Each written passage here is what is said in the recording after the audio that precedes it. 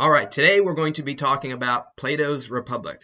Well, to be more accurate, we're going to be talking about a very small section of Plato's Republic. So Plato is the most important philosopher in the Western tradition, easily.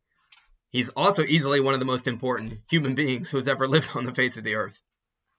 Plato was the student of Socrates, who is generally considered to be the first philosopher in the West.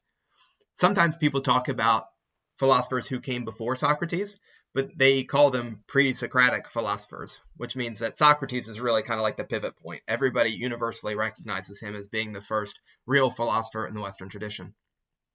So we have Socrates. Socrates taught Plato. Plato taught Aristotle, so Aristotle, I like to say, is the most intelligent philosopher who's ever lived, at least in the Western tradition. And that's not just me saying that. Plato said that about Aristotle. Plato said that Aristotle is the nous, which is a Greek term meaning the mind or the intelligence of his own school, the academy. So Plato was the teacher of Aristotle. Aristotle was a student at Plato's academy, at his school, and Plato says that he's like, I'm not even the smartest person here. Aristotle's the smartest guy in the room. So that's pretty wild. So right at the beginning of the Western tradition of philosophy, you have these three great philosophers. You have Socrates, you have Plato, and then you have Aristotle. Socrates, the first philosopher, Plato, the most important philosopher, and Aristotle, the smartest philosopher, maybe. And this is the beginning of the Western tradition of philosophy. So Socrates never wrote anything down. So everything that we know about Socrates comes from other authors. And the author that we know, that we've gleaned the most amount of information about Socrates from is Plato. So Plato wrote a lot. We are lucky to have a number of his writings, a number of his dialogues, quite a few of them. And in nearly all of Plato's writings, Socrates appears as the main character. So what does that mean? Plato wrote in the genre called dialogues, which is to say he basically wrote like plays. So you can read Plato's dialogues, and they're just conversations between various people. And so the main character is nearly always Socrates, who is a real historical person, but also appears as a character in Plato's dialogues. The Republic is a dialogue. It's Plato's most important dialogue. It's one of the most important pieces of literature on the face of the earth. I encourage you to read the entire thing. And the Republic is a conversation between Socrates and a number of other people, amongst them Thrasymachus and Glaucon. And they're talking about the nature of justice. And they're talking about what a just society would look like, hence the Republic. Right? They're also talking about what a just person would be like. And Socrates ends up trying to make the case, first of all, that the life of justice is the best kind of life. And then he also makes the case that a just society and a just person kind of mirror one another. They each have a tripartite structure, and justice consists in like a proper balance or regulation between the various parts. We're not really going to get into that, because we're just reading this very small section of the Republic where Socrates interacts with Glaucon about this idea that the best life is a life of justice. So let's talk about that.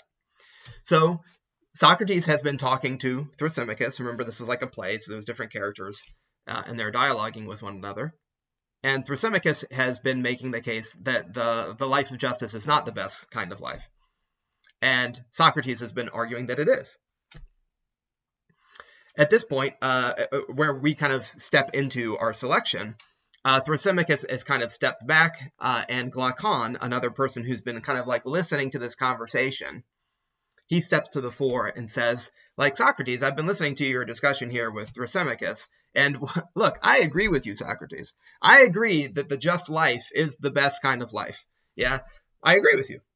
But let me like play devil's advocate. Yeah, like let me take Thrasymachus aside, and because I don't think that you can I agree with you, Socrates, that the life of justice is the best kind of life, but I don't think that you can like convince people of that with an argument, right? Like, so this is what he says. He says, Glaucon says basically that deep down what everybody wants is they want to live the life of a tyrant, of an impudent tyrant, right? if you're not familiar with the word impudent, it's a great word. You throw it around as an insult, I guess. Somebody who is an impudent tyrant is a person who dominates everybody else and just like doesn't give a shit, right? They don't have anything to fear from anybody, so they can just do whatever the heck they want and get away with it. So being a tyrant is like, ruling over others and, doing whatever you want with them. But being an impudent tyrant means like you don't even like care. Like you're like so far immune from anybody messing with you. You can just like do whatever you want. And Glaucon says, like, deep down, that's like what most people actually want, is they just want to do whatever the hell they want to do and get away with it. That's what they want. And he's like, look, Socrates, again, I agree with you, life of justice, yeah, of course. But like, yeah, deep down, that's what everybody wants to do. The only reason why people don't actually live like that is because they're like afraid, basically. They don't think that they would actually be able to get away with it. So what's happened, Socrates, Glaucon is saying, is that people have kind of like made an arrangement with one another. They've kind of like, made a compromise with one another, that they would not behave this way with one another, basically out of fear, right? Because like if they really thought they could get away with it, if they thought that they could just be an asshole and get away with it, they would. But since they can't, they all kind of agree with one another to play nice or something like that. Yeah, and that's all that's going on, right? So people are not actually just; they're just, they're just scared that if they get, if they do bad things, that it's going to come back on them. And he says, all right, to make my case then. Since the only reason why people behave well is out of fear, if you take away the fear, then you'll see people's true nature. You'll see that that's actually what they want to do, is just do whatever the hell they want and get away with it. So he says, all right, so let's imagine a case. And then he tells this very, very, very famous story. And this is called the Ring of Gyges. Yeah, Gyges, the Ring of Gyges. My understanding is that this story did not originate with Plato, but Plato gives one of the most famous tellings. So people speculate maybe that there's older versions of it or something like that, because there's, that's often the case with myths. But basically what Plato says here is, he says, imagine that there's like a shepherd. He's out shepherding, I guess. Yeah, out in the field or whatever. And he comes across this body. It's a very large body, unusually. And it's like the thing's dead. The person's dead. And so on the hand of this person is a ring. And so the shepherd's like, oh, nice ring there. So the person takes the ring for themselves, and then they go back and they meet that night. They meet up with their shepherd buddies or whatever around the campfire. And they're like having conversations or whatever.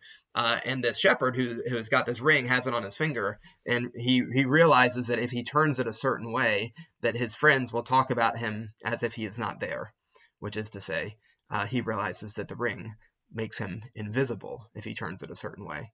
Sound familiar? If you're familiar with J.R.R. Tolkien's The Hobbit and the Lord of the Rings, The Ring of Power, Tolkien certainly would have been familiar with Plato's The Ring of Gyges, absolutely.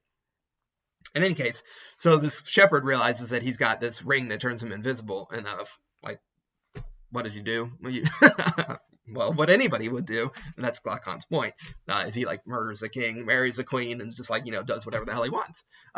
Because invisibility takes away the element of fear, and so now he can his true nature will come forward. And Glaucon's point, again, is that this is true of anybody. If you gave them this kind of like omnipotence, this power to do whatever they want without repercussions, they would just do crazy stuff. And then, Socrates is listening to all this, and he's like, thinking about it, going, oh man, I'm gonna have to make the case that regardless of this, that nevertheless, the really happy person is a person who doesn't do things like this. The really happy person, the really good person, is a person who lives a life of justice. So that's a daunting task. And then Glaucon's like, wait, I'm not done yet. I'm not done yet. That's just my first point. And then he goes on to offer a second illustration. He says, imagine two people, one person who is like the most horrible person in the world, who's just like, a demon incarnate basically, but is so good at being evil that they have everybody in society all twisted around and all confused. And so everybody thinks that this horrible person is actually an angel. Everybody just loves them. I see them on the street. They're just like, oh, you're my favorite person. Like everybody just thinks that they're wonderful. On the other hand, you have a person who's actually like an angel. It's actually, a really like virtuous, upstanding, good person. But for whatever reason, everybody thinks they're a steaming pile of crap. Yeah. So one person who's actually terrible that everybody thinks is wonderful, and one person who's actually wonderful that everybody thinks is terrible. And Glaucon says, Who would you rather be? Right? Because Socrates is trying to say the best life is the life of justice. It's the happiest life. That's what everybody should prefer. And Glaucon's like, yeah, but like nobody actually wants that. What they want is they want to be an asshole and get away with it. That's what they want. They want to be able to do whatever they want and have no repercussions. And so that is the portion of the text in Republic that hopefully you've read. So we're not going to read Socrates' very long response to Glaucon. Instead, we're going to be turning to Aristotle, and we're going to see what Aristotle says. And Aristotle's going to talk about the nature of happiness, and he is going to say that true happiness, real happiness, is actually not a feeling. It's not the kind of feeling that you get from thieving or dominating others or whatever. It's not a feeling. He says true happiness, real happiness is actually virtue. It's actually being the right kind of person. And so he would say, long story short, we're going to get into the details of this, but he's basically going to say that an impudent tyrant may think that they are happy, but they are actually unhappy. Because he thinks that happiness is something you can actually be mistaken about, because it's not a feeling, it's like a state of being. It's being the right kind of person. That's what what happiness is being the right kind of person. So you might have noticed through this conversation that Glaucon sounds a heck of a lot like Nietzsche, right?